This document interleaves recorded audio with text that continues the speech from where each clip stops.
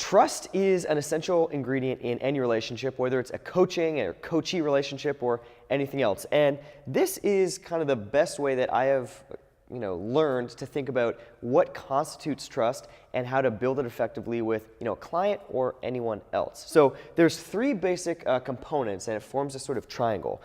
We have caring, competency, and consistency. So caring is obviously just that you legitimately care for the well-being of the person that you're dealing with, that you don't have some ulterior agenda of your own. Competency is just sort of how effective you are at whatever it is that you're doing in that context. And consistency just means doing what you say and setting expectations that people can depend on.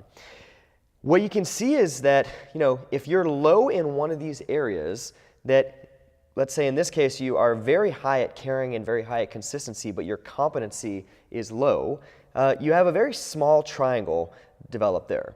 And even if your caring and consistency is quite a bit less, but if you can balance that triangle out, all of a sudden the area or the size of that triangle grows. And that is basically your sort of trust level that you have developed with that client or individual. So the ways that you can improve your trust with somebody is to develop over time, and this takes time, your level of caring, your level of consistency, and your competency within whatever you're working on with that person. Now, obviously, in a coaching context, your competency is going to change depending on the person and the goals of that person that you're working with. So you may be very good at helping somebody build muscle mass or helping someone lose fat, but you may not be as good helping someone develop speed or athleticism.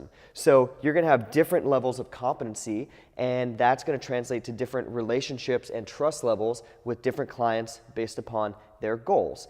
Now, you may even have clients who you recommend to somebody else to work with because your competency in that area is not as high as you feel comfortable in terms of developing that layer of trust and success with a client. Why is it important to sort of have this framework around trust? Well, number one, it gives you a little bit of a self-assessment as a coach. You can kind of map out here where you think you are in terms of your caring, consistency, and competency. And if you think that you have one or two weak areas within that, then you know exactly what you need to work on to have a better relationship with each client.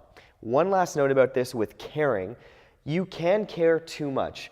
There's an unhealthy level of caring over here where you sort of tie your own identity and value to the outcomes that your clients are getting. That is not healthy or good for a coach. You want to care, but at the same time, it's that client's job to take it to the finish line and not yours. So there's a balance there if you are a coach that you just want to be aware of, so you set yourself up for a happy life. Anyway, that's the deal with trust.